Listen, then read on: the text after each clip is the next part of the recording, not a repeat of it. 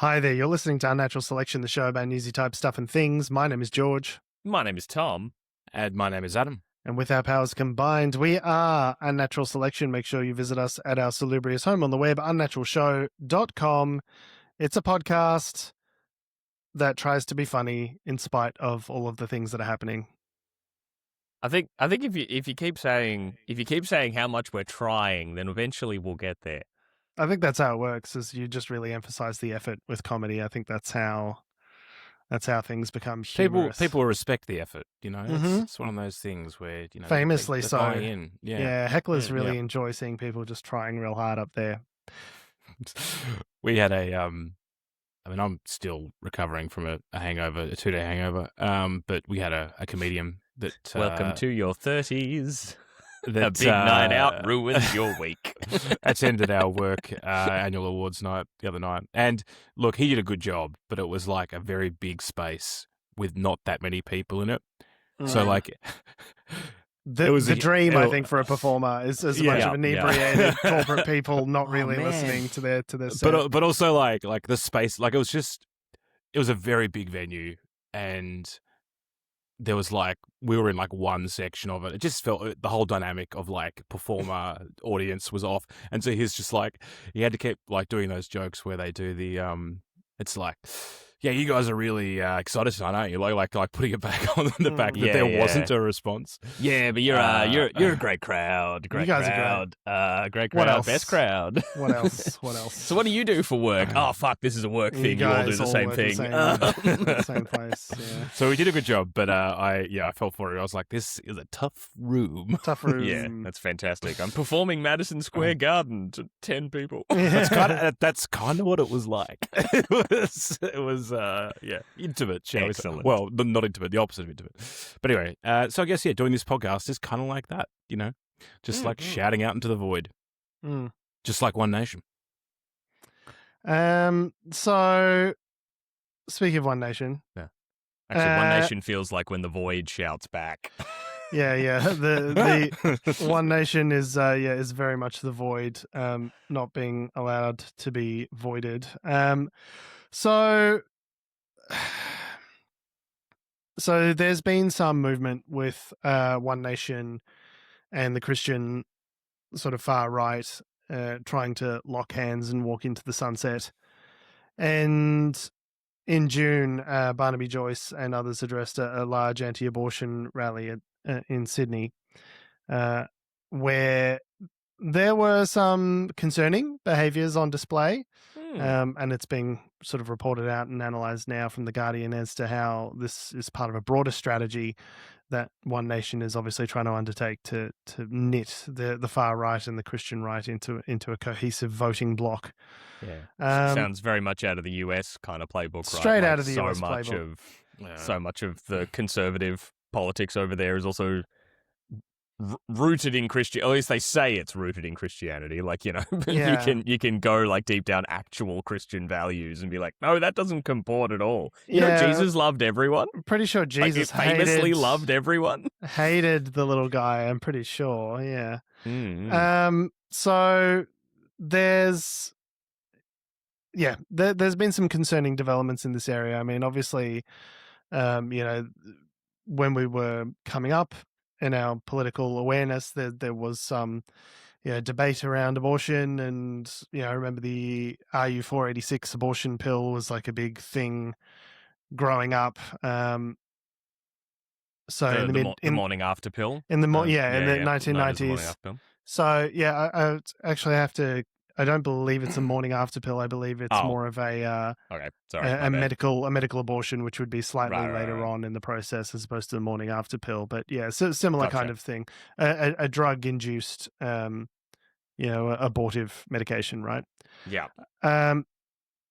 So it's not as though this hasn't been a point of contention in Australian politics for some time. Clearly it has, but it seems to now be reaching a renewed sort of fever pitch at the behest of One Nation and others. So we'll play a little bit of this this clip that from The Guardian, which shows some of the attendees and sort of some of the stuff that's going on the far right with regards to abortion, because obviously it's pretty concerning given that we try to live in the 21st century. But anyway, here's Barnaby Joyce talking, spewing shit. But you know why you do it? Because it's the right thing to do. Surrounding me is a crowd of anti-abortion activists rallying out the front of New South Wales Parliament House tonight. They're here to support Barnaby Joyce, who's speaking tonight in support of the Libertarian MP's bill to restrict access to some abortions in New South Wales. Rosary beads, I'm expecting success. I think that they've got the guts to stand up for what they believe in. I think Pauline's a very strong person, and if she's got the guts to stand up, I hope Australians have got the guts to follow her. The one thing politicians fear is losing their job. They're Trust me, because I am terrified. very mindful of that. What I see before me here is about 1,500 people who can hand out how to vote cards. That's what I see before me here. Since abortion was decriminalised across Australian states and territories almost 3 years ago, there have been a slew of attempts to wind things back, just like this latest bill in New South Wales. Yeah, this is the first one of this I've been to. And why'd you come to this one? Some people from the Catholic Church told me about it. We are so close to passing Australia's first ever pro-life bill in this place. Did you know? We are so close. Tonight's event has been organised by Joanna Howe. She's been calling this a rally for Ruth and Emma. Those are the names she attached to an image of what she believed were fetuses, but turned out in fact to be sugar gliders. Are you pro-killing babies in the womb up to birth? We're just here to report on the rally. No, you're not. You're giving a very biased report on what you're doing. We've been listening. You're obviously very pro-killing babies up to birth. Jesus. Okay. Like obviously we're seeing the clip from The Guardian there of like their edited report, but doesn't strike me from all the other stuff the reporter was talking about that would be the case. That you can have abortions up until birth. No, obviously that's fucking nonsense. Yeah. So abortion in Australia is legal. There are no federal abortion laws. Though decriminalisation of the procedure has been enacted in all jurisdictions. Access to abortion varies between the states and territories. Surgical abortions are readily available on request within the first 22 to 24 weeks of pregnancy in most jurisdictions, though only up to 16 weeks in Tasmania. On your Adam. Later term abortions can be obtained with the approval of 2 doctors, though the ACT only requires a single physician's approval. So I would say that Australia's abortion laws are probably on the conservative side already. But if you look at the kind of rhetoric that's coming out of One Nation and the Christian far right, they'd have you believe that it's an abortion palooza here in Australia, that it's a drive-through, you get your Starbucks, you get your abortion, you keep moving, which is obviously not the case. And if you look at the policy positions that I'm loath to ever go to Pauline Hanson's website, but unfortunately for the purposes of this discussion, I've been forced to. You'll see that they have a number of quote-unquote pro-life positions that are listed on their website, which do not comport in any way with reality, you will be unsurprised to learn. So, according to their website, One Nation will reduce the gestational limit for abortions. Current legislation in some states allows the abortion of an unborn child up until the day of birth. As we've learned, that is not true. No, that's not true. There is not I think ACT is the only state which doesn't have like a 22 to 24 week ban explicitly, but certainly doesn't allow day of abortions. Like, do you want to have this baby? Do you want to chuck it in the bin? Absolutely not a thing that happens. Yeah, night before, no. The second point here is ban sex-selective abortion. Sex-selective abortion is the practice of terminating a pregnancy based upon the predicted sex of the child. The selective abortion of female fetuses is most common where male children are valued over females. Again, there's a report here, which I'll post in the show notes from the UTS, which talks about, is sex-selective abortion really a thing in Australia? And the answer is no. Essentially, it's only when you might have genetic disorders that are associated with a particular gender. To IZT Trent in the chat, is this live or pre-recorded? We are live. I don't know. Amazing if we weren't. Amazing if you linked that up. No, this is pre-recorded, but you had that clip just in there, just ready to go. Was gonna happen. Just really fuck with this guy's head. Yeah. So, yeah, there's obviously there is the potential, I suppose, for someone to perform a sex selective abortion, but according to this review from UTS, that's if there it is does not happen, evidence to suggest it is that. vanishingly insignificant with regards to how many there might actually be that are occurring in Australia. So yeah, I mean, much like a lot of One Nation's quote unquote policies and everything, it is all based on vibes. It's all and vibes, not on any sense of evidence or. Yeah, they are just going well, yeah, there's all that lady we just heard talking to the journalist saying no, you are clearly one of those biased reporters who wants to murder all the babies. They're well, there are people like that out there and we can court their vote by precisely doing this. Evidence be damned. It's the classic way. Yeah, it's got nothing to do with the facts or the evidence. It's all just vibes. Yeah. I mean, I'm not really across the details of this, but I do wonder, given it is, I wouldn't say it's a core part of their policy platform, but it's obviously something that they're talking about deliberately going after. I mean, Barnaby Joyce was talking at an anti-abortion rally for One Nation, right? So clearly it's something they're trying to link up. Well, I mean, I think the rally was organised by that other lady, but I mean, obviously if he's available, he's going to speak at it. Barnaby Joyce is always available for a speaking spot, as we know. Oh yes, the most available guy in the world. Just give him a buzz. He is, by the way, just a political comedian. Should we get him on the pod? We actually should. You know what? No, it'd be amazing. Really Let's shouldn't. go. And then just halfway through the interview, just 30 minutes in, just come at him with some really hard hitting fact check journalism. Just really throw him off his game. He'll say he'll do whatever he wants to. I mean, he said, politicians, the one thing they're afraid of is losing power, and it's you're telling on yourself a little bit, Barnaby. Yeah, because he will say and do whatever he wants to keep power, basically. No, but what I was getting at here was, and then the other thing that they're afraid of, Adam, is the bottle. That's the thing that all politicians are afraid of, not just me specifically. How big a voting block are we really talking about here? That's the thing. Well, that I'm I mean, the article goes into some. Do you want me to answer the question? No, I want to just. No, sorry, you were extemporizing. Sorry, you were just monologuing. Yes. I thought you wanted an answer to the question you posed. Go ahead. Well, I was just going to say, in the United States, it's a very large voter block, but in Australia, 44% of people say they're Christian on its census. I don't necessarily think that they're rocking up to church every week. So, 20% of them are of 1 in 5 people in Australia are regular churchgoers.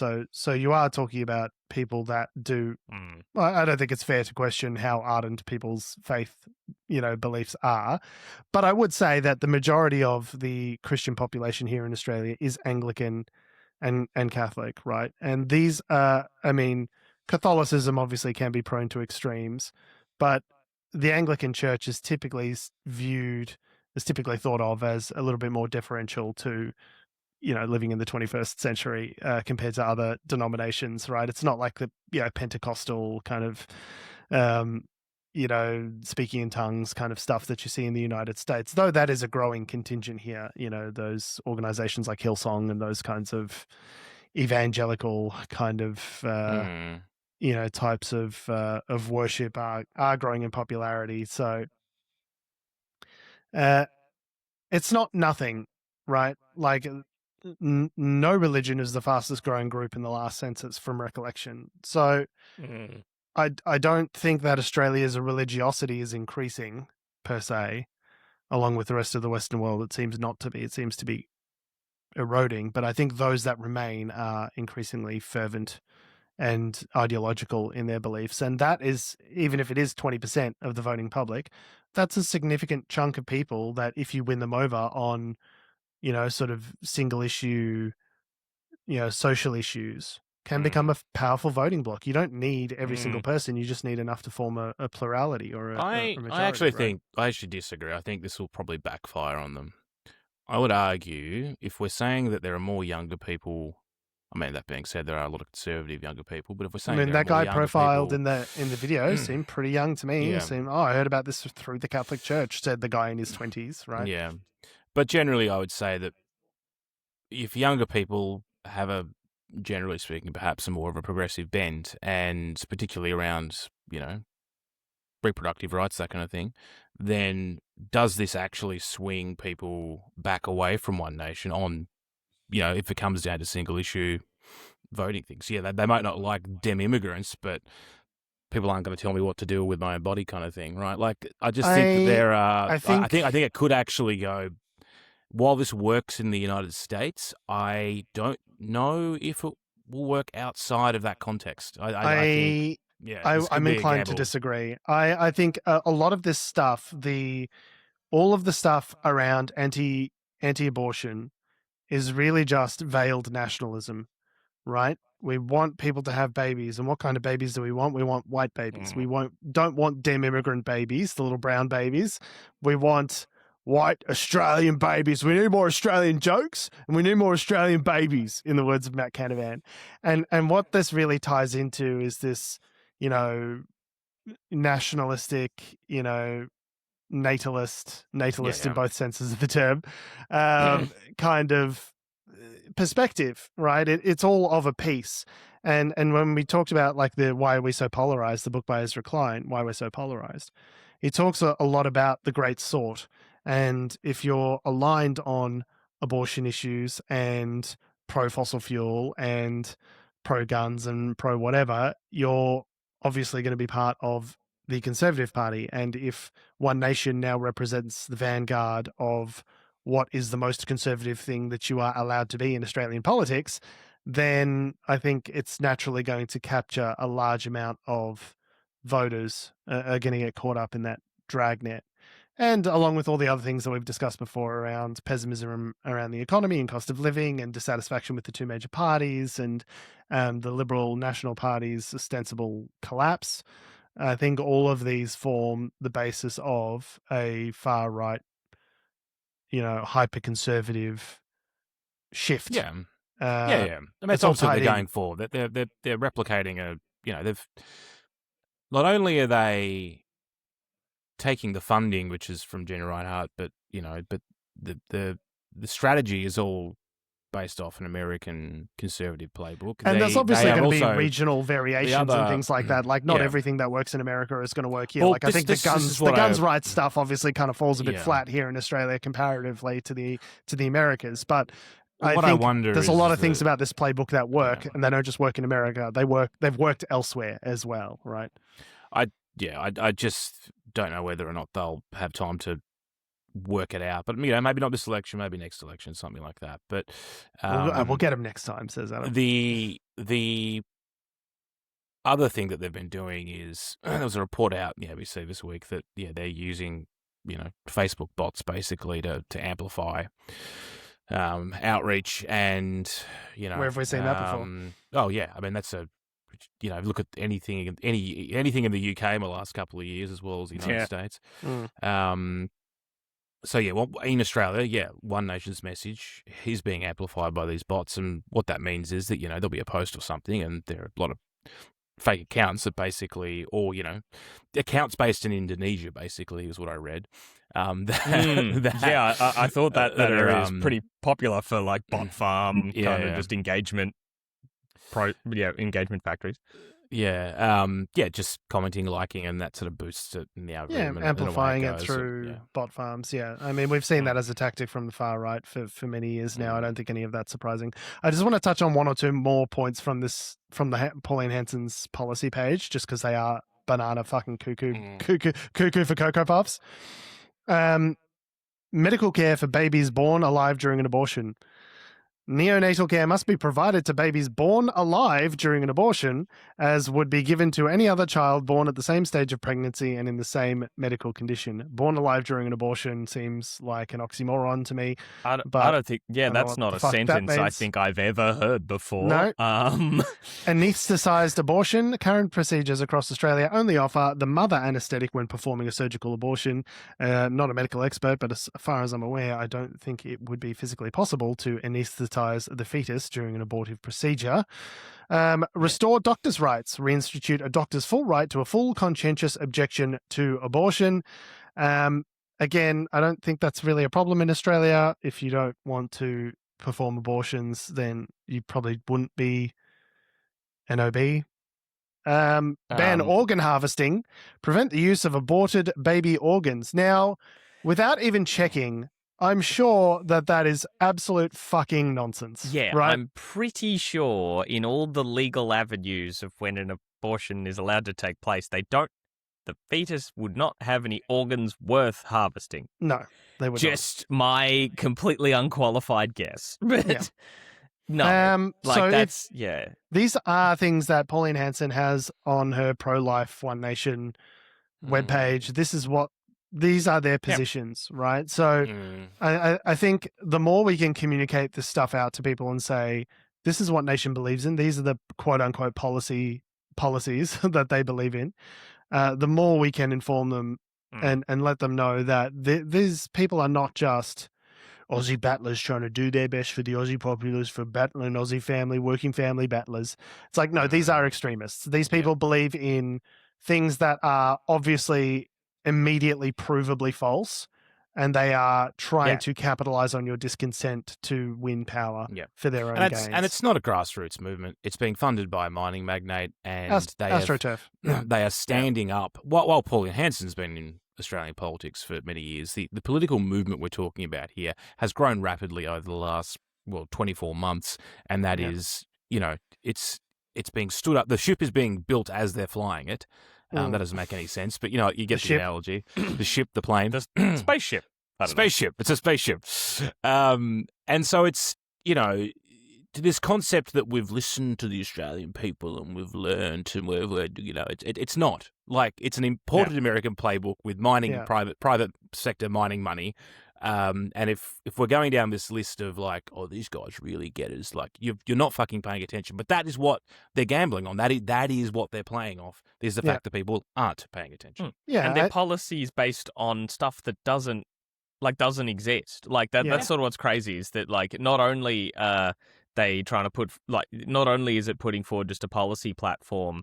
Yeah, you've got two things, right? You've got like people who there might be people, just a general public, like that believe these things are occurring, so they have a policy to combat it, right? But the other avenue is if you've got anyone on the whole, oh, we don't like them immigrants, and they read the policy platform and see, oh, like they want to ban organ harvesting from aborted babies. That sounds awful, and they just start believing that's a thing that occurs, even though there's no, it doesn't, and there's no evidence to suggest it does. Like, they are creating the theater for these kinds of attitudes to prevail.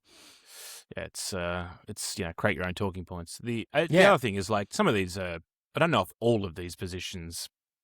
I mean, there'll be similarities between this and Family First have had for the last 10, 20 years. I mean, I don't know if.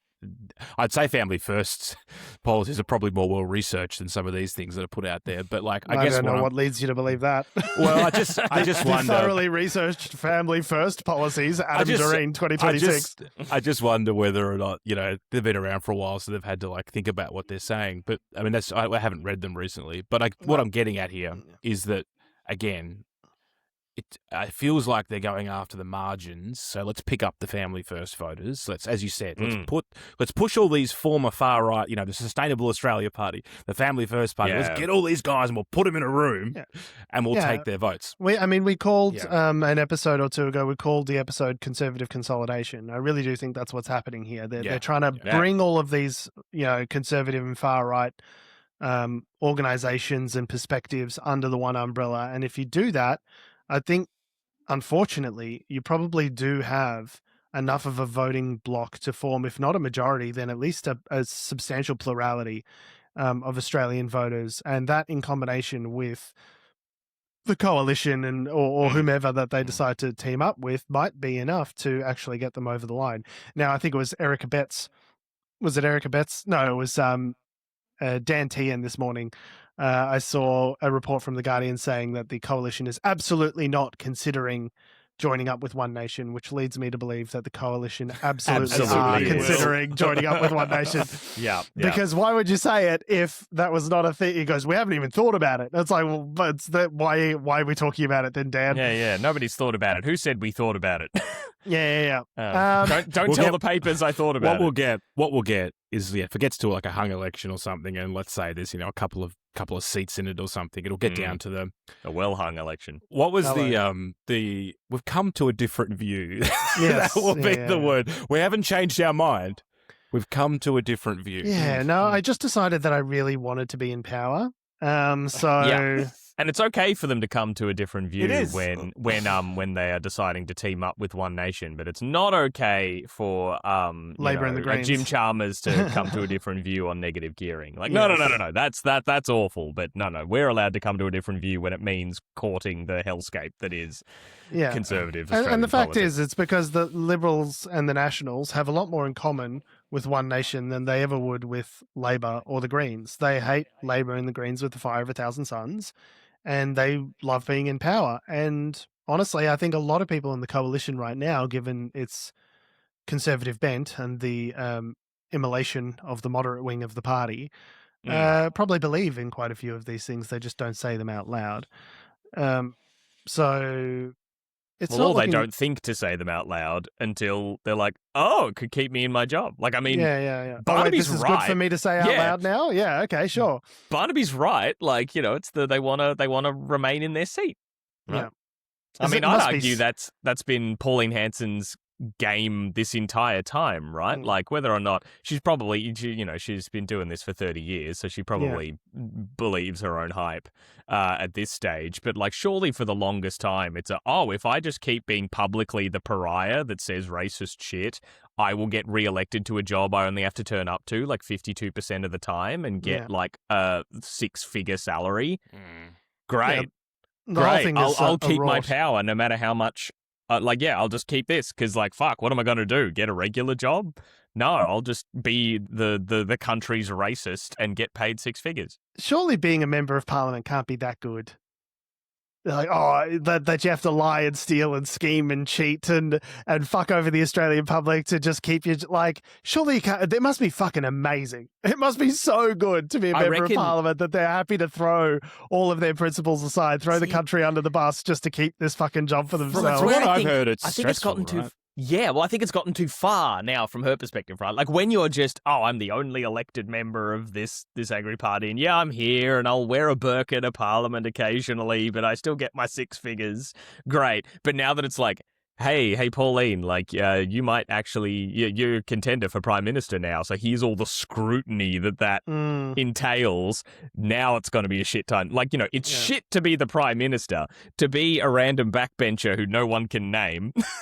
It's probably pretty sweet. Yeah, it's if One Nation does make up any part of a future government, they will be the dog that caught the car, right? They just would have no clue what to actually do with power. It'll be and a Donald Trump commentary. 2016 situation. It's going to be like, we were not prepared for this. Yeah, not prepared for this, but we'll figure it out in 10 years and then ruin the world. And the commentary that makes the least sense to me whatsoever is those that say, like, well, once they get into power, they have to moderate. Like, they said this about Georgia Maloney. No, they don't. And they said this about A. Hitler back in the day as well. Like, once he gets into power, he's going to have to face the realities of governance, and he's going to have to moderate and calm down a little bit. And things aren't going to be as easy as they are from the outside. Once you're inside, once you're governing, it's going to be completely different. So it's like, so your argument is to hand power to the fascists until they get bored with it. And then, and the country will naturally just kind of like come back into line. Like, whenever has that worked historically? And then I guess we'll live in the rubble. Yeah. As we're warming our hands by the bin fire, we'll say, oh, that was a fucking terrible idea. Shouldn't have voted for that crazy cunt. But we lived, we learned, and we acted. And we did. So, we'll post all this stuff in the show notes. the thing that I find so frustrating about all this stuff is like, not only is this stuff very easily Googleable, it's just like you could easily find the information that you wanted to if you were so inclined, and to put policies up on your webpage that you must know to be false is like, to my mind, it's so disgusting, because you're assuming that they haven't just copied them directly out of a. Like, I don't think they know that they're even not. If you're writing something on a website, you must go, is that true? Like, how do we word that to make sure it's true? They're just not George. interested. I don't reckon they've even done that. They don't do that. I don't know if they don't know or if they don't care. Either way, it's disgusting, right? Oh, they don't care. They don't care, 100%. Barnaby Joyce didn't even know when they were announcing the policies the other week for the nationalisation. He didn't even know what the policy was. They don't know what their policies are because they are building the plane as it's taking off, right? Yeah. As I said, it's policy on the run, and they've built. And again, they've built. It's not even policy, because policy suggests you've done a Google to like figure out what the problem is. Talking points on the run. It's just talking points. Yeah, I mean, even. If you ask ChatGPT to come up with these talking points, it wouldn't, because ChatGPT is like, it sounds like that might be bullshit. Like, I'm probably not going to think that might be outside of our terms of use. I don't know if we can say that, babies are having their organs harvested. Let me do a quick Google on that. I think you have more faith in ChatGPT than I do. I reckon it would dig up a whole bunch of Reddit threads and be like, 100% they're harvesting organs from fetuses. You're so right to think that. How insightful. You are asking the right questions, Such a Barnaby. great question to ask at this time, Barnaby. Yeah. Yeah, You're right to push back.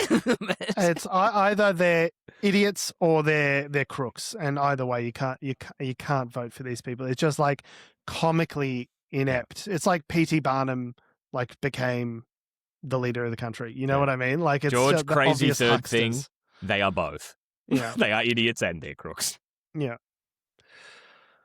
And the thing is, someone's going to read that, and some low information voter is going to say ban organ harvesting, prevent the use of aborted baby organs, and then go, oh my god, that sounds terrible. Yeah, that's what I meant before. They'll hear a line, they'll hear a headline, and they'll go, that's a crazy thing. We got to stop that. And it's like, you didn't. At no point did you wonder, like, maybe that is something that's fucking insane and obviously not true. Like, at no point did it cross your. Are you so completely smooth-brained that you think we're harvesting baby organs from babies born at, during an abortion, but also alive at 8 months and 29 days? Like, do you really think that that's happening? Because if so, like, I think you need to be institutionalized. Do you want to talk about LNG exporting? Yeah, for sure. Would that cheer you up? That'll cheer me up. How many smooth-brained idiots do we have that actually think this shit? Okay, anyway, so you might know that there's been a war occurring in Iran, or as Donald Trump refers to it, a little excursion. Since when? A little bummy bum.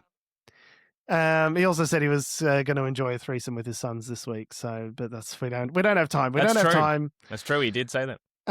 After giving them a Medal of Freedom. Yeah, well, that was the Medal of Freedom. He said he was going to give one to himself and one to each of his sons. I don't know where Barron. He said Eric and Don, didn't even mention Barron. Yeah, he's like, my two sons. Famously has a third son. But And then we're going to have a little threesome, which would be Donald Trump's first first threesome, at least his first family threesome, I suppose.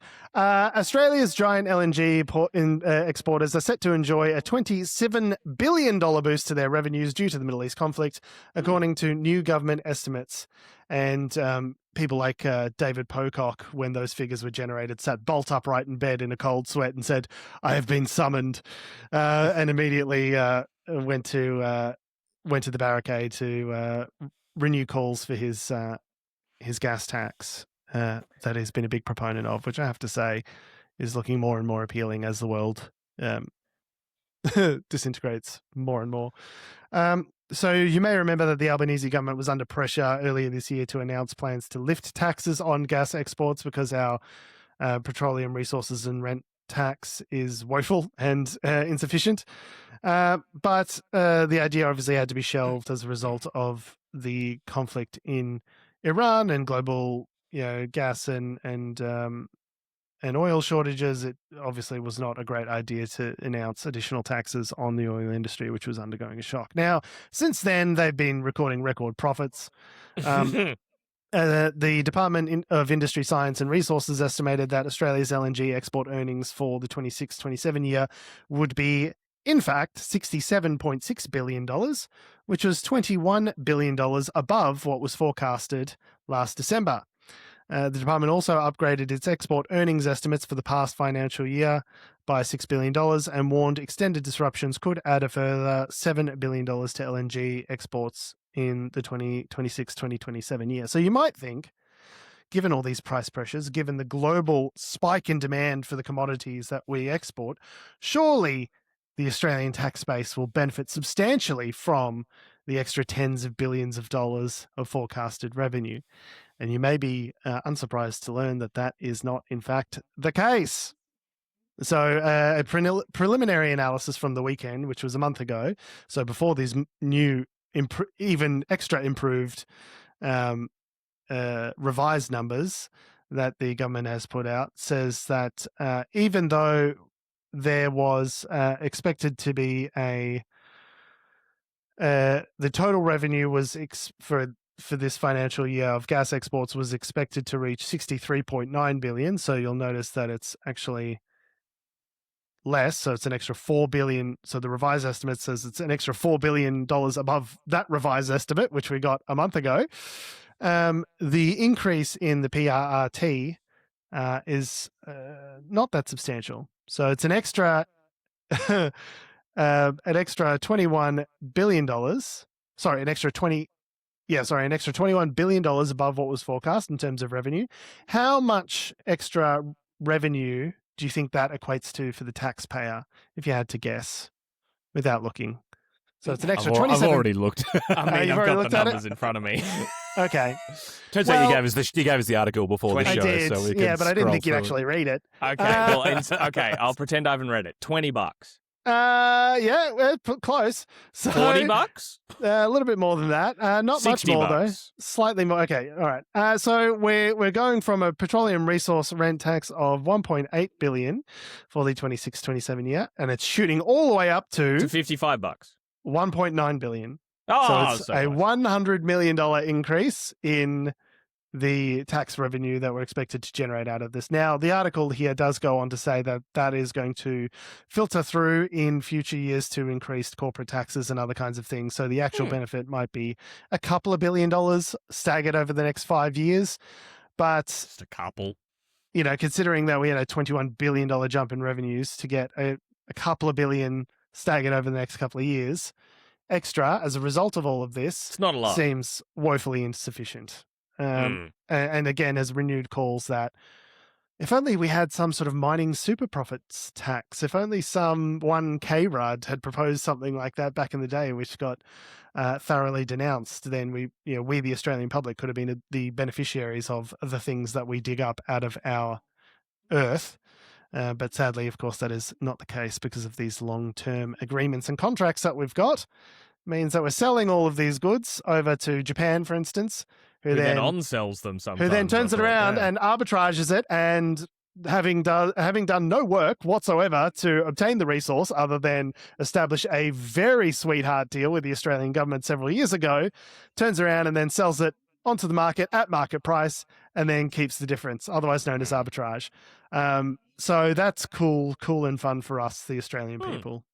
So ostensibly why, because they were looking at this as part pre-budget, ostensibly why they decided against it is that to change or to sort of, not to alter because technically this tax wouldn't alter the contracts as far as I'm aware, but to change, it would change the calculus for Australian companies. Correct. Right? Yeah, correct.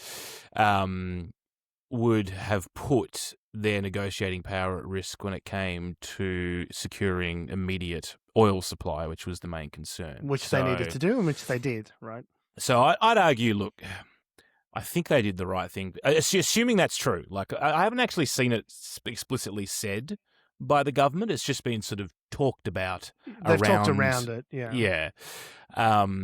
But assuming that's true, I think probably the right move for the right time. But I would like to see this revisited, in the near future, because I mean, once the crisis in Iran is over, once the Strait of Hormuz is open again and things start flowing, assuming that ever happens, it stands to reason that Australians should be benefiting a lot more from the resources that we generate than we are, compared to, we're one of the third largest LNG exporters in the world, and yet the revenue that we generate for our country compared to Norway or Qatar is minuscule. It's a fraction of what they generate.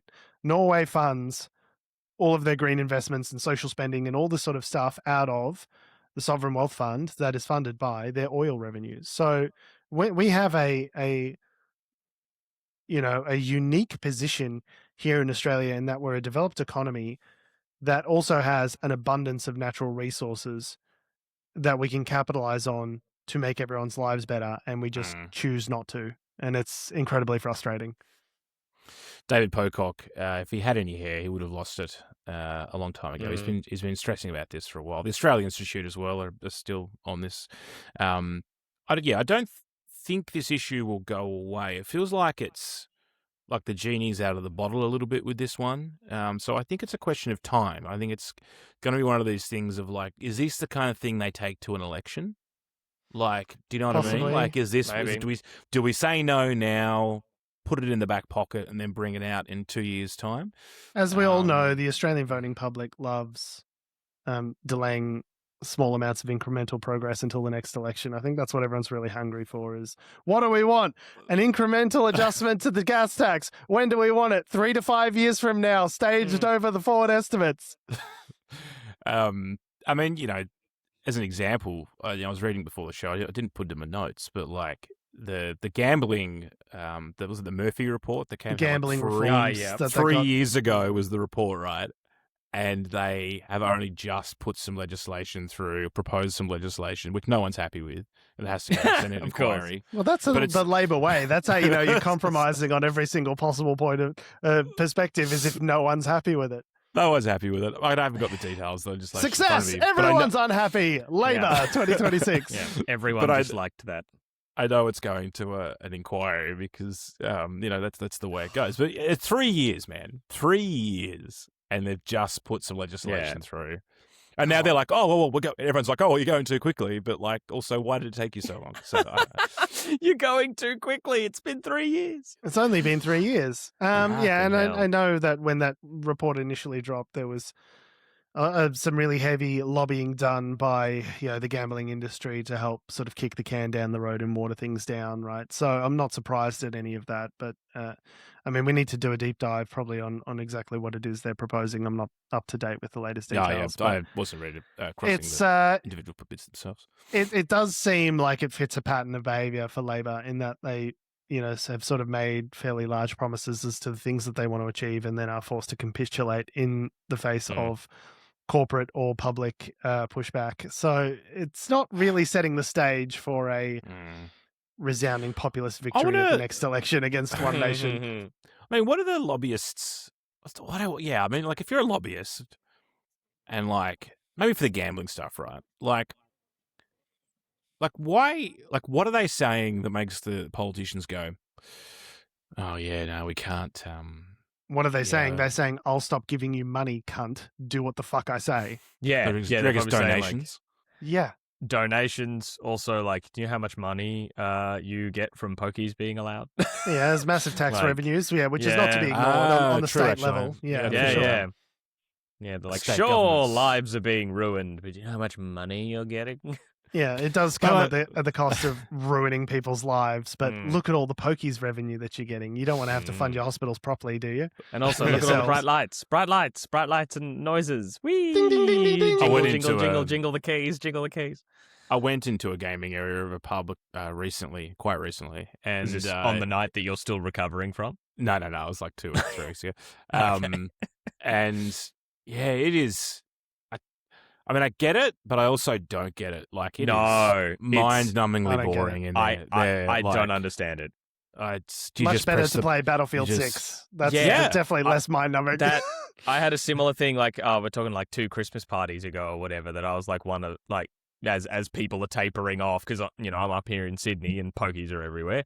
And up here in Sydney, and people were tapering off. It was just me and a couple of the others who had, like, only properly met that day, and they were like, we want to go into the gambling area, and I still, like, had my drink, so I was like, oh, okay, yeah, all right. And we went there, and they were playing on one of the machines, and, like, yes, pissed as newts, but I was trying to get them to explain to me how it worked, because they kept, like, pressing no things. one knows. And no things one knows, would, Tom. yeah, they would press buttons, things would happen, and they'd be ecstatic or furious, and I couldn't get the pattern. I was just like, wait, it's just a little dopamine machine. It's a fucking Skinner box. But that's the thing. Like, the dopamine stuff was coming because I understand, like, the basic thing of, like, you want 3 of the same image to match up, and it's totally arbitrary, and it's like randomly generated by code. But yes, randomly generated, but always in the house's favor. Like, statistically, you will never win, right? Like, you'll always spend more than you make. But there was more than 3 symbols coming up, like, you know, they had more, like, you could get 5 of the same thing, but they'd get 3 of the same thing and then 2 the other things, and they weren't happy about that, but then sometimes they were, and I was like, what's going on? And they could not explain it to me. Depends and how many like, rows you're playing. Mm-hmm. So there's rows, and you can bet the number of rows. It's all just a way to get you to put more money into the machine. Like, yeah, so it just made no sense to me. You'll get a couple of bucks. You'll win. You'll get a couple of bucks back into the kitty, and you go, great. Okay, I'll reinvest that money back into future game. Like it just, as George said, it's a little stipend to just keep you in the machine for as long as possible. Yeah. And then the occasionally, whole thing has been psychologically designed to give you just enough reward to keep you at the machine losing money. Like, the whole thing, it's the dumbest possible denominator of gambling, as far as I'm concerned. Like, it really is just. There's no skill involved. It's just not that. Yeah, I mean, I think gambling as in general as an industry is just morally reprehensible and disgusting and should be banned. But, like, on what grounds? At least when you're playing poker or something like that, you're playing the person opposite to you. There's, like, an element of skill. Oh, it's a game. You know, it's a game. Like, there's a social element to it. There's something involved that's happening in your brain when you're trying to determine not just the mathematics of, like, poker. Yeah, you can be good at poker, and then we see that because there are World Poker Championships. There are people that are good at poker and less good at poker, right? So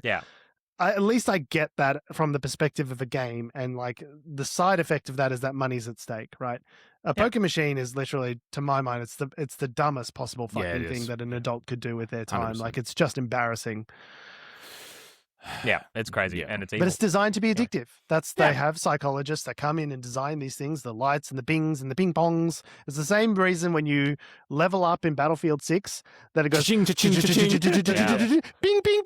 It's the same psychological thing. Yeah. We love progress sounds. Yeah, exactly. Dun, dun, dun, dun, dun, when you get a guys, new, like, thing. I'm like 1/70th of the way to unlocking the M16. Like, fucking can't wait for that. Don't get me started on the bloody Tracer Dart, guys. Do not get me started on the Tracer Dart journey that I've been on. Adam, finally, when you get that Tracer Dart, I got it. I got it. Okay, are you finally happy? No. There you go. And then there's the next thing. For the listener, we play a lot of Battlefield 6. Are we any good? Jury's out. No, we're not.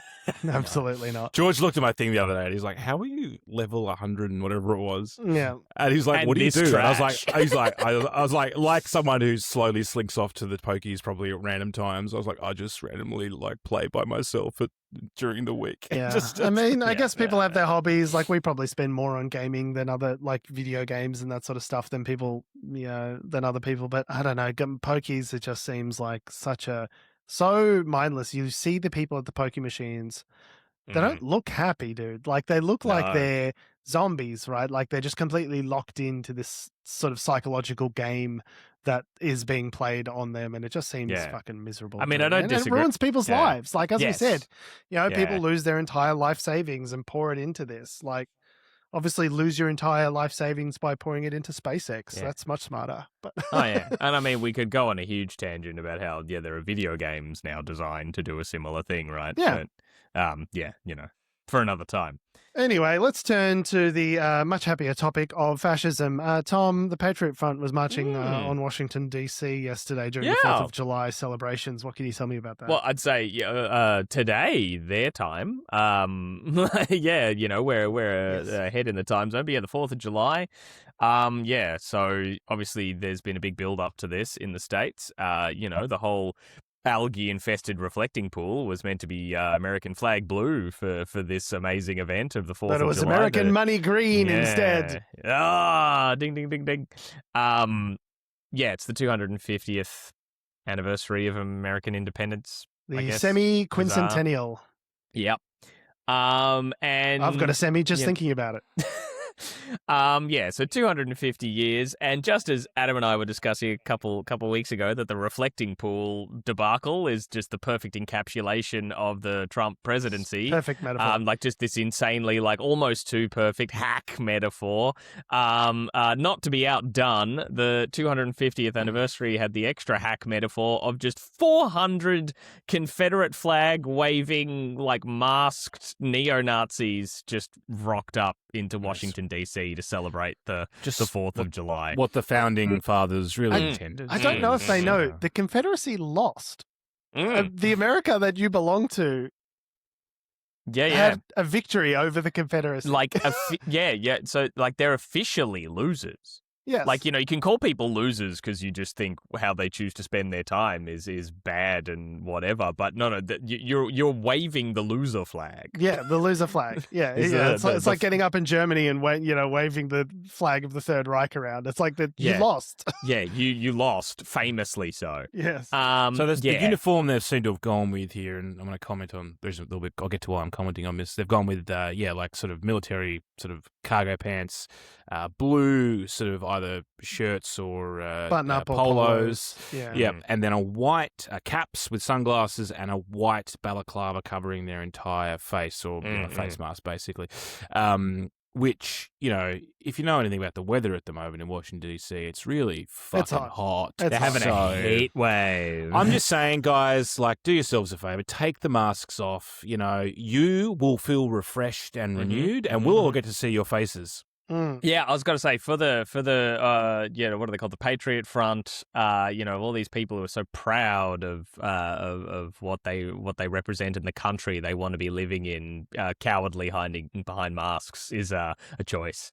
Well, say what you want about the KKK, and I do. The white sheet, I think, is probably a lot more breathable, probably a lot more suited to a warm weather environment. Look at the kind of dress, you know, like the traditional garbs of the Middle East, you know, while you're just like, whoa, that's like covering the whole body. Isn't it so hot out there? It's like, no, but like, you know, airflow and everything, like it's actually quite works well. You're wearing white all over, it reflects a lot of the heat. I think it's breezy, just lets things just cool down there. And look, I'm sure all of these guys have white hooded robes in their closets at home anyway, so it's not like they double as bed sheets. You don't have to, you know, sort of come up with an additional expense. I mean, it's already something that you've got because because you have it already. So. But yeah, it's also just insanely terrifying. Just to it's bad. Yeah, to be clear, it's bad. It's the bad. Unnatural Selection Podcast takes a firm stance against fascist nationalism. You may be unsurprised to learn. What? What?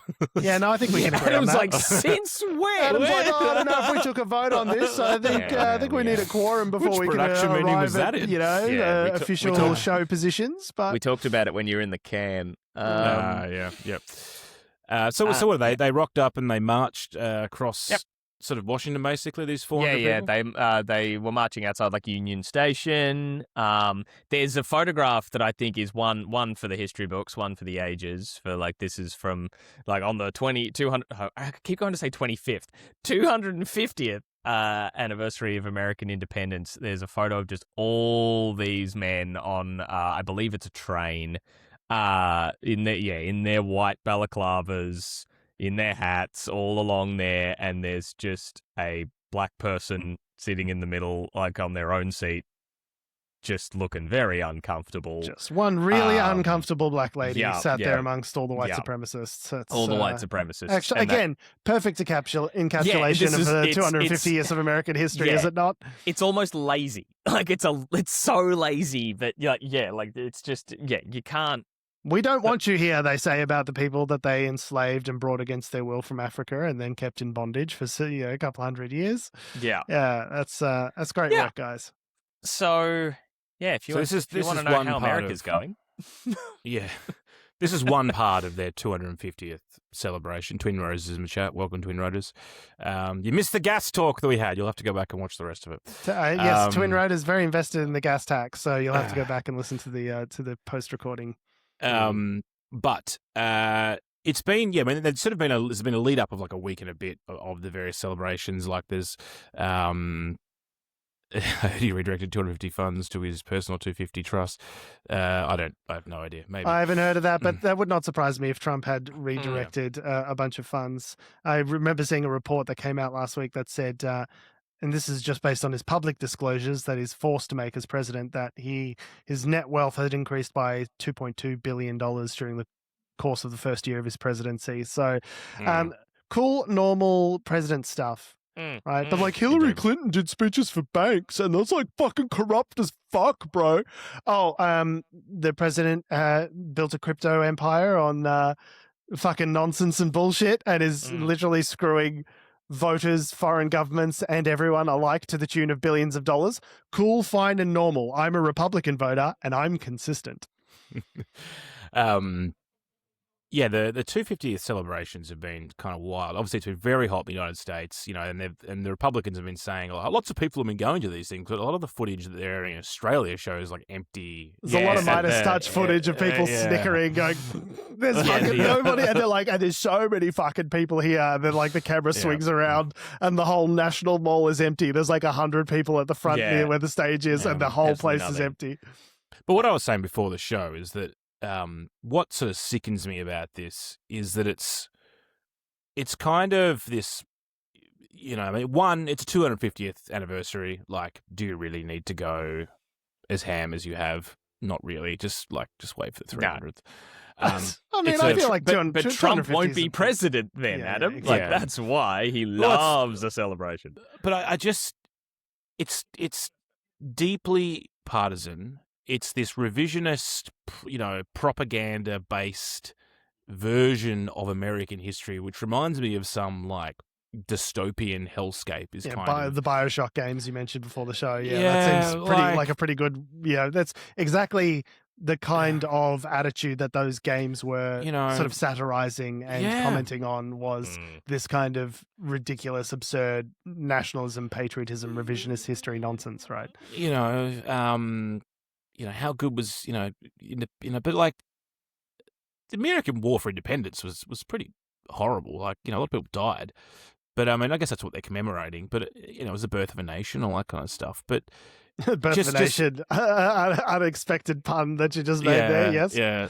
But, like for instance, you look at Trump's speech at Mount Rushmore and just the tirade that he went on. It's absolutely insane, like the kind of shit he's been spewing out of his mouth. And I don't know, like it's almost like, by doing this, it's just a way of papering over the cracks. It's the kind of thing North Korea does. You know what I mean? Like putting on a military parade kind of thing. Just the whole thing I find revolting. I don't know. Yeah, maybe I'm just not a nationalist and I don't vibe it, but like. It's crazy. I think I mentioned before the show just the idea that on like an anniversary of the like founding of your country that you're saying like my the party, the opposition party are all communists and they suck. It's like no, that's that's crazy to think about that the head of state would say something like that. In some ways, but of course, he's the most American president they've ever had, right? Yeah, like right. Unabashedly a bully, a racist, a scoundrel, a crook. Like, there's something, I don't know, narratively perfect about it, even if it is incredibly disturbing. Yeah. So cool. I've seen just a lot of like, the various posts from like, anyone I follow who's based in the States or whatever, just being like, so how are you all feeling watching our republic die? Like they've all been feeling particularly doom and gloomy of the 4th of July this year. I did see a stat actually. It was like 94%. It was like, the question was, That's like, a high how content are you, or are you? I'll remember the question now. That's all right. We'll wait. No, it you was like, just how wait content? and think How it out, and content then are you with the state of America, or something like that? And it was like 94% was the Republican vote. They're quite happy with how it's going. 44% was Democrats, so then there was some others as well. But the point being is that it's like this sort of like information rift between bifurcated Republican, reality. just different realities. If you're still a member of the Republican Party, you're in for a penny, in for a pound at this point, right? Like there's clearly that 37% of 1937% of voters that will just go along with this guy through hell or high water, right? So the number that jumps out of me there, I know, Adam, you're sort of remembering it, so I won't hold you to the exact points. But so 44% of Democrat members are content with the state of America right now? Yeah, I think so. Yeah. Or like, it might have been like, insane. Do you think, the question might have been, do you think America is living up to the founding fathers' ideals or something like that? Well, that's a very different question. Why don't you go Google it, and then we can fucking talk about it on the show. But either way, it's the same thing. People the Republicans are like, we're going great. Democrats, of course, because they're so much. We see this thing, like you see this every time whenever the parties change hands. If your guy is the president, your satisfaction of the economy flips and is much higher. And then when your guy's out of power, your satisfaction flips and you're dissatisfied with the economy, even though it's the same economy, right? Like we see that every time the presidency changes hands, is whichever party you belong to is now the unhappy party if you're the opposite of the party that's in power. Right? So we've got Twin Rotors in the chat saying donors who intended to support a bipartisan non-profit that's organising celebrations for America's 250th anniversary were allegedly redirected without their knowledge to a separate non-profit behind events being promoted by President Donald Trump, according to a report from a group of House Democrats citing confidential unnamed sources. I think that's entirely possible. I mean, we've seen the Trump administration. The perfect encapsulation of it's literally P.T. Right? Barnum, the president. We've seen during both Trump campaigns really dodgy shit happening with donations in terms of like convincing people to sign up for donations that they did not know were recurring, but in fact were recurring donations, and sort of refusing to give the money back. And it's like the point of the Trump administration now is, number one, avoid The Hague, and number two, keep generating as much money as possible. And one has to wonder, given that the man is, what is he, 80 now? He's got to be in his late 70s. He turned 80 like a couple of weeks ago. That was the UFC fight on the White House lawn. What is the point of all this graft and corruption and manipulation of the stock market and 3,700 trades and all this sort of stuff to generate additional money? Like, you're already a billionaire. You're clearly about to die because your body is crumbling like the republic that you head. What is the point of earning additional money? Like, it just seems like some Walter White kind of like empire building nonsense, as Twin Rotors in the chat says he's obsessed with leaving a mark. It's exactly that. Like, it's all he if I can't be the best, I'll be the worst. I'll be the worst president in America. He's just a heel. He's a wrestling heel from the WWE as president. He wants to be like remembered like a god. Like, it's legacy. It's why there's that in sort of the coverage of his speech in front of Mount Rushmore. People have they've linked that he just like one of his throwaway things of he hasn't like ruled out the idea of having his own face added to Mount Rushmore just because someone said they should, and it's like, I mean, that don't take that as that's gonna happen, but of course he'd be pretty great for my face to be up there with like Lincoln and Washington and like crazy. Jefferson. But what's the point of earning all of this additional corrupt money? It's not because you love your kids and you want them to be wealthy. Like, clearly that's not why you're doing it, right? So it's just about you and your empire building, I guess. I know the man's just such an utter devout narcissist. He should be the patron saint of narcissists. The man is just like the level of mental dysfunction. I've just never seen anything like it.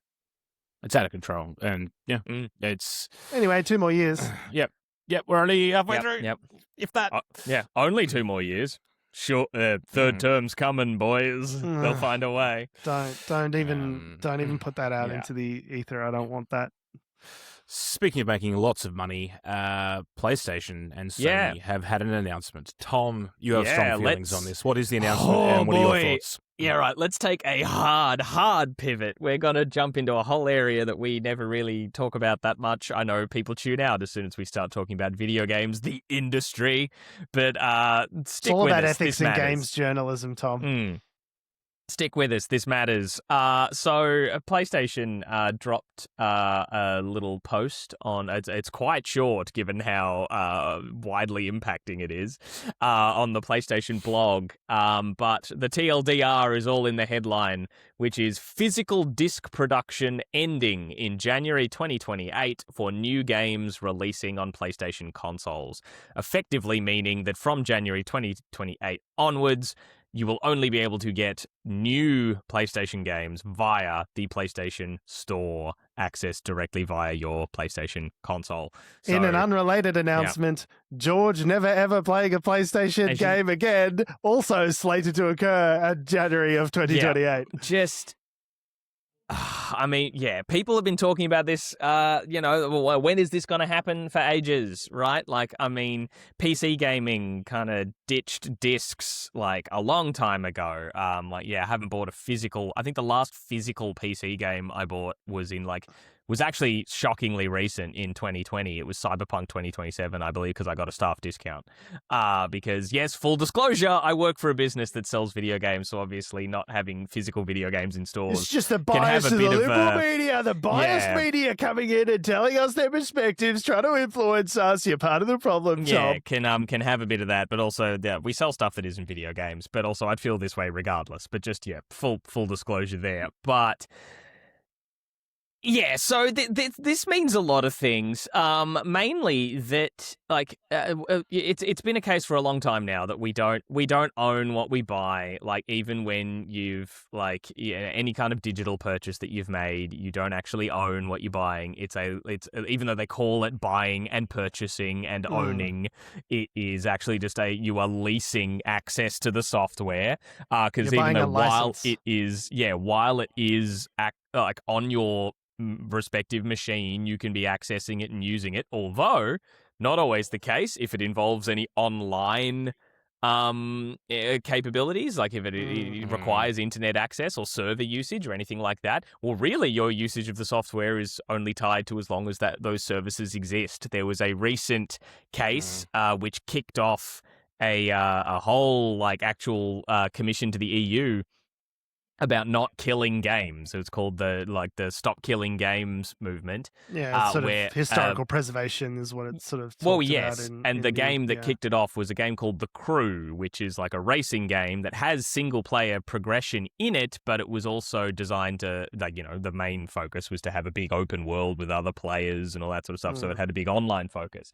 It was online mandatory to play even single player, and the publisher Ubisoft, I believe, announced that they were shutting down the servers for it after it had been 10 years or something like that. But since they're taking the servers down, the game would be unplayable. Even if you had a disc, that's why this is kind of an awkward metaphor for this. Crazy. Even if you had a physical copy, you install the physical game on your system, and you still can't play it in this case. The game is killed. It is unplayable. Those discs are now coasters. That kicked off a whole petition being like, hey, you kind of can't do that. You shouldn't be allowed to do that. I don't think it actually went anywhere. I think the EU struck it down. Anyway, the problem here is that it just means that into the future, PlayStation games and your access to them will be entirely beholden to a terms of service that none of us have read. Like, we all know it's full of all that crap, but part of it is that they can just take the games away from you at any time. Case in point, on the same day that they posted this blog post, there was another blog post. I don't think I put this in the show notes, but there was another blog post they did that they're titled "An Update on the PlayStation Store for PS3 and PS Vita." They're taking the PlayStation Store offline for PlayStation 3 and PS Vita in 2027. So the concept is you can't buy anything from those from the PlayStation Store. They did say you can still re-download get any, but I don't think re-download anything that you. Yeah, but if you've still got the disc copy, like you would still be able to put the disc in the game, and if there was an update required, I think it would still download. Yes, but this is more than anything you bought via the PlayStation Store, which maybe smaller indie titles and things that don't have the publishing capability of doing a physical launch or anything like that. So just in the same breath to be like, we're going full digital. And, oh, by the way, here's a very tangible example of how that's bad because we're just going to take them away from you is insane. And I didn't expect it to happen this fast because this comes in the same week, I'm going to go on a slight tangent here, as pre-orders for Grand Theft Auto 6 went live. And Grand Theft Auto 6, the most hotly anticipated thing in the history of things. Like, Grand Theft Auto defines economies. I cannot overstate how big a deal this is. In 5 to 10 years. November 19, Adam. At this stage, Tom, until they push it back again. So you say. No, it's locked in. Usually when Rockstar drop the pre-order live thing, it's like they're committing. Something's going to drop. It may be dog shit and have a bunch of day one updates, but they're dropping something. And the crazy, the extra little tidbit of that is that the quote-unquote physical launch is just going to be a case with a code inside. There's not going to be discs to install from. So you're getting a digital license to GTA 6 no matter where you purchase it from. Setting a precedent. And also they've upped the retail price of them to like $80 rather than $70, which means it completely kills the resale market, doesn't it? Yes. So you can charge whatever you want for it for a digital copy that costs you now nothing to distribute, right? That is exactly why they're doing it, and PlayStation is capitalizing on that as well because it means that every single player has purchased it via their official channels and they've gotten a cut from it. They are trying to kill the secondhand market. They're trying to kill competitive pricing as well because their I know price is the only price, right? Well, so I know I'm going on a long ramble here, but people have been likening it to, when I mentioned before, PC gaming. The PC games have been digital through for the longest time. But the difference there is PC is a more open platform.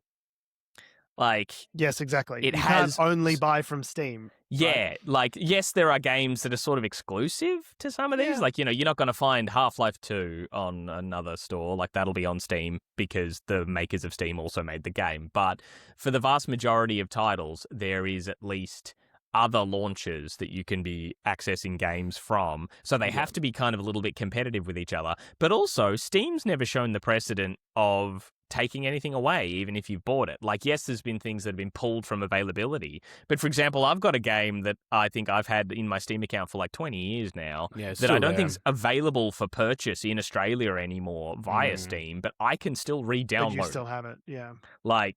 That's, of course, at their discretion. That's not a silver bullet. We're all beholden to just these companies' availabilities, but they've at least not shown that precedent yet. But on PlayStation, on Xbox, on all that sort of stuff, they just have their own storefront, so their price goes, and they do the recommended retail, which at the moment is $125 or $130 a game. And this is the thing, is that if you're going to take away discs, great. Now drop the price by $30. Yeah, that's not what they're going to do. That's the whole point, is to just pocket the difference, right? Yeah. And we should be clear, you can still go into a EB Games or whatever the gaming site. EB Games don't actually sell games anymore, I don't think, do they? No, they do. They do. Oh, they do? Okay. As well as a whole bunch of pop culture merch stuff. Yeah, there's a lot of merch I've seen there recently. But anyway, so you can't go into an EB Games. Well, you can, sorry. You still can go into an EB Games and you can buy a Sony game, but all you'll get is a box with a code in it, basically. Is that what we're saying? Well, that's what Grand Theft Auto 6 is going to be like. So like that hasn't happened that much in the console space, but like that's the new element for when GTA 6 drops in November. I can't imagine the they would. intention is to completely cut out the middleman out of the distribution channel. You reckon entirely. get rid of retailers? I reckon that'd hurt them. I think that will hurt them in the short term until everyone gets used to buying all their stuff online, and then it becomes a situation where they're capturing 100%. This is like as someone who's done an MBA, this is an MBA brain move. Ding, ding, ding, ding. You capture the entire vertical Where's the bell? value stack, right? You, the publisher, the distributor, the developer of the game is all Sony now, and you own the marketing, you own the distribution, you own every single part of the value chain. You own the whole chain. You're now not having to cut in retailers at a reduced markup so they can then add their profit to turn around and say, you sell your game at $130, you capture $130 in its entirety. That's why they are doing this. And the digital infrastructure is now advanced enough that it's in place enough where they could feasibly do this. I think what they're not counting on is people like me saying, well, fuck it, then I'm not going to buy I'm not going to buy the PlayStation 6. I'm not going to get your exclusive games. I'm just going to stick to my PC then, because I'm not going to sign up for not to mention the yearly PlayStation subscription as well, which is like what, $80, $90 or whatever the fuck it is. They are becoming. I saw it put, obviously, this had a bit of a bias to it because it's like, a PC gaming, like, publication, but they were just like, consoles are just trying to become bad PCs. Yeah. Like, they're trying to have all the benefit of PCs. And PCs, like the Steam monopoly. Cube, the Steam Cube is trying to become a console. So it's all just kind of heading towards this, like, box for gaming thing. And I think everyone kind of loses in that equation. Like, I understand the need to be able to, the want and the need to have all your games available and play all your games everywhere in the same place. But that leans much more to me to like getting some sort of desktop PC console, right, that's attached to your television than it does to moving more and more to a PlayStation, right? Yeah. It does say I will be very clear, it does say on their press release, following this date, January 2028, new games will be available on PlayStation Store and at retailers in digital formats only. So they're not cutting retailers out entirely yet, being the key word. Yes, but that's obviously the intention. Yeah. But you're not going to be buying, like, you are buying a license. Devil's advocate, though. Like, all right, devil's avocado, let's go. PlayStation have been doing this. Is not like a new concept for PlayStation. No. They've effectively been doing this since every time a new generation of console comes in. The replayability and the ability for you to take, say, a PS1 game and play it with your PS3, or PS1 versus PS2, PS2, PS3, like, because it's all different backwards architecture. Compatibility. It's never really quite been there. They have to re-release them on the store. PlayStation 5 and PlayStation 4 were backwards compatible. But no, I see Adam's point, though. So my point being is, like, when was the last time you picked up your disc copy of, like, Medal of Honor from the PS1 and played that? No, not in a long time. I mean, I've been doing a lot of Android emulation on the side, and that's been great to revisit old games. But Nintendo's been better with this because they've got a lot of their back catalog included with their Nintendo subscription or whatever, which you can play on the Switch. So you can play old, like Banjo-Kazooie and that sort of stuff. Yeah, I guess my point being is they can take away from you at any time. Yes, it's nice to have, and again, the concept of ownership is something here that I think is very important. But by the same token, in reality, like, I don't know whether, like, the reason why they're turning off the PS3 store is they can see the stats of who's using it, and no one's using it. They're just turning it off. They're not doing it, like, they're doing it because it's not making any money, and no one's using it. And why would you have the servers still going and running? I get that. I don't think anyone's saying, like, you're obliged to run the servers in perpetuity, but what you shouldn't be able to do is shut everything down past a certain point and just go.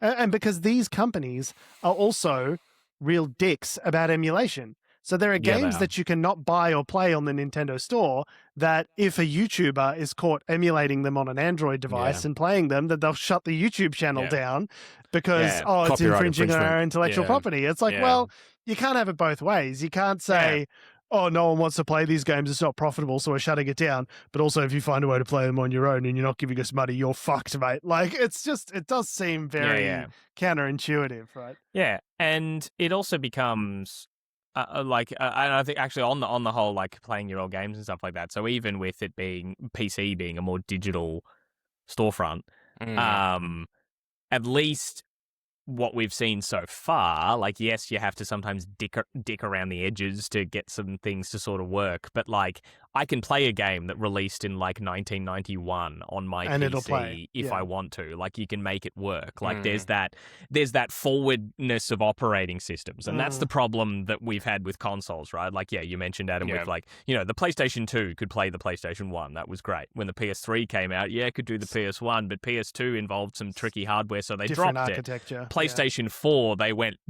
fuck all y'all. It's just PS4 onwards, and then PS5, they've got PS4, but not earlier, so they've fucked around with it a bit. Xbox have been a bit better with their, either you can put like 360 discs in like the current Xboxes and still play them, or they've like released them digitally and things like that as well. But yeah, play a PC at least. Into the future, they see it's a more like there's at least been the preservation of like longevity of games, because also from an art perspective, like if it could just be like, oh hey, no, you can't watch Gone with the Wind anymore. Like, remember Gone with the Wind? Like this seminal, like, you know, you got to buy it on Blu-ray if you want to watch it. You can't watch it on DVD anymore. Fuck yous. Well, or even just like you can't. It's just not around anymore. Like, oh yeah, they worked on. It only worked on Betamax. And Betamax isn't a thing anymore, so like, nah, sorry. Unless you have an old Betamax, you cannot watch that film anymore. Like, but I suppose that's why I've always gone so hard on my Steam library as compared to the consoles. Like, I really only will go to PlayStation if there's an exclusive that I really want to play, and that's the thing that I'll buy on PlayStation is Ghost of Yote, or you know, or God of War or something like that, where it really is not sold anywhere else and I can't play it. And if it really becomes a situation where I'm locked into this little ecosystem now and I can't buy anything else, and they're not going to be selling these games on PC a year or two later like they have been doing, Sony. Well, they're not anymore. They've announced that too. They're like, I don't know. I'm just out, man. Like, if you have such a walled garden that's so walled that the cost of entry is $130 a pop, or whatever we fucking say it is, right? On top of the machine. On top of the machine. I just go, okay, well, I'm out of the walled garden then. Like, you've successfully discouraged me from getting into the walled garden in the first place. Do you think that, like, you know, if let's say PS5, if the architecture of that, you know, translates through the next few generations of consoles, that maybe we won't have this problem. Maybe that if the architecture all lines up and the way the coding infrastructure is built and all that kind of stuff, it means that, maybe 2 or 3 we won't have the problem of backwards compatibility, because they'll be able to just have it all sitting there on the store. Yeah, and that is. It'll that's all done with translate emulation anyway. So even if the architectures are not compatible, you have emulators coming up in the open source community for PlayStation 4 on PC, right? Yeah. So there are people out there, there are nerds out there that will build this stuff out so it works. And I think Nintendo, was accused of, there was some Nintendo display event and they were using Nintendo emulators to play old Nintendo games and have them play at this event, right? That feels like shooting yourself in the foot. That is the best way of actually, like, playing these old systems. But like, through if Sony create their own emulator and they run that on whatever their latest console is, I just think that maybe in a couple, we're at this point where backwards compatibility is, we're kind of in this technology, I don't want to have to buy the same game 5 times. No, the amount of times that's the other thing. that I've had to buy fucking BioShock. Yes, to have it is dumb. I've bought it like 3 times. I think I bought it once on. I've bought Metal Gear Solid a few times on different platforms. Yeah, exactly. Perfect example. Like Metal Gear Solid 2, I'm pretty sure I bought that at least a couple of times, right? The idea is you buy a game and you have it and it's yours. And at least, even though nominally on Steam that is not the case, you're buying a license, it does kind of work out that way. I've got a little console TV situation set up, right? So I can play the games I buy on Steam here. I can stop playing on my computer and I can go inside and pick it up on the console and keep playing through, and syncs through Steam Cloud. I don't have to buy the same game 3 different times. Everything just syncs up with everything else. It makes a lot more sense for that to be the case than it does to then separately go and get a PlayStation, which only sits in one place and you can't access it. If I'm playing on the ROG Ally on the handheld, I'm still accessing the Steam Cloud. I'm accessing the same game and I can continue. I can start here and then go traveling for work, and then keep playing on the plane or whatever. And it's like a continuous experience. PlayStation doesn't have any of that. Yeah. But also, I will say, that wasn't out of the box. You've spent years putting all this together to make it work. What do you mean? Oh, yeah. My point being is, if it's all running Steam, yeah. People are not everyone's going to put as much effort into having that set up as you have. Is my point. Well, I mean, I'm not doing anything the point of a special console technically. is I've you just turn set it up on like, and it just goes. yeah, right? and it works, Yeah, which I really appreciate. Right, that's the value of a console is you just stick it in and it works. And that's why I had such high hopes for the Steam Cube, which is basically just like a desktop PC that sits. Oh, next the Steam to the TV. machine, yeah. The Steam machine, sorry. Yeah. Or the Gabe Cube, Gabe as people are Cube. calling it. That's why I had such high hopes for that, because I was like, oh, okay, well, it's like really going to help Steam break into the console market. They've already got the Steam Deck, which is a handheld portable device. And the OS. Maybe they can, sort of break into that sort of console space, but the specs on it are pretty weak and it seems pretty expensive. Like I built a custom PC that I'm running Linux on, it's like Steam OS. I know not everyone's going to do that, but if they could buy a commercially available piece of hardware, if they could buy a Steam An equivalent, like you're probably going to pay $1,000 for the next Sony console anyway. Yeah. So I mean, you the can PS5 is currently $1,000 retail Australian. Okay, so it's going to be more than that, no doubt. So if you're starting to look to PC prices, $1,500-$1,600 for a little gaming PC, you may as well buy a Steam, what they call Steam Machine, because they're now starting to, sort of drift closer and closer together in terms of what it is they make actually it offer more people. user friendly. But I guess the counterpoint I find is that, like, while so far Valve, the proponents of Steam, have been good guy Valve sort of all the time of like not taking things away and like have been keeping that infrastructure sort of all set up, there's still that sort of Damocles hanging over it, right? Compared to if you have the machine that you're just keeping maintained and the disc that you can chuck in and do it. Although then again, another avenue of it is so many games have been like, oh, we've maxed the disc out with all the data, but you still need an extra 10 gig that's on a server need to anyway. download anyway. There is still you put it in and there is still an update that comes through, right? Yeah, and whether or not, the real question is whether or not, is there a playable version of it that doesn't need that update? Like, it might be broken and bugged, but that's what gaming was like in the 90s before they did all this sort of stuff. Like, game-breaking bug in the ET game that turned up, that made all of them get buried in the desert. Like, I have an original disc copy of No Man's Sky from 2016. Oh, I'd love to know what that's like offline. And even when I put that on, when I first installed that on PS4, it was there was a download. So even the first version I played wasn't the disc version. No. So I do wonder. Yeah, I do want, because it's a game it's evolved. Have we been in this state for years already? Right? Kind of. We've been pushing towards it. I mean, there's something interesting that I noticed the other day as I was trying to play 007 First Light on my ROG Ally when I was on a plane. First one's free, 007. It's I'm surprised at how good it is. It's like Uncharted plus Spies. Love it. It's really good. I was on the plane and I had the save state loaded up because I made sure to sync it before I left the house. I was like, great, I'm on the plane on the way home from a work trip. I'm going to play some 007, right? I've got the plug here and everything. I can plug in for power, so I'm not going to run out. It's going to be great. And I launched Steam and it says, oh, you can't play this game. You're offline. I was like, but it's a one-player game. Why would I need to be online to play this?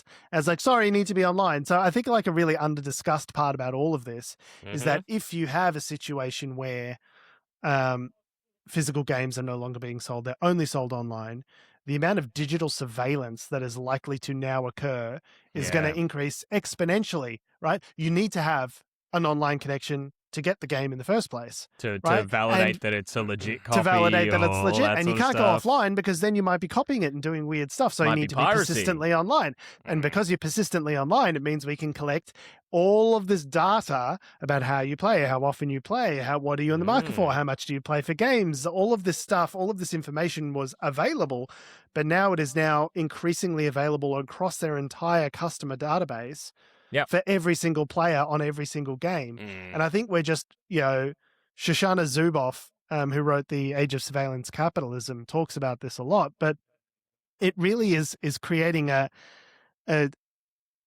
what she describes it as contracts of adhesion, right? Take it or leave it conditions. You don't sign a terms and conditions. You sign a contract of adhesion. And this says whatever the fuck we want it to say. You have no rights in this transaction. No one else is involved. And now you have to do whatever the fuck we say if you want to continue using the service. And we see that with other kinds of digital products. And we're now seeing it with gaming. And I find it concerning. The amount of information they're collecting and the terms that they will now be able to dictate if this is the case going forward. And the other part, I know that I keep saying all the non-gamers have tuned off. Everyone's gone. Everyone's gone now. Is also the accessibility aspect of it as well, because like killing the secondhand market and also retail, which is how I buy most of my games. Well, yeah, like killing the secondhand market. I'm not spending $130 on the fucking Kirby Air Riders. I'm not going to.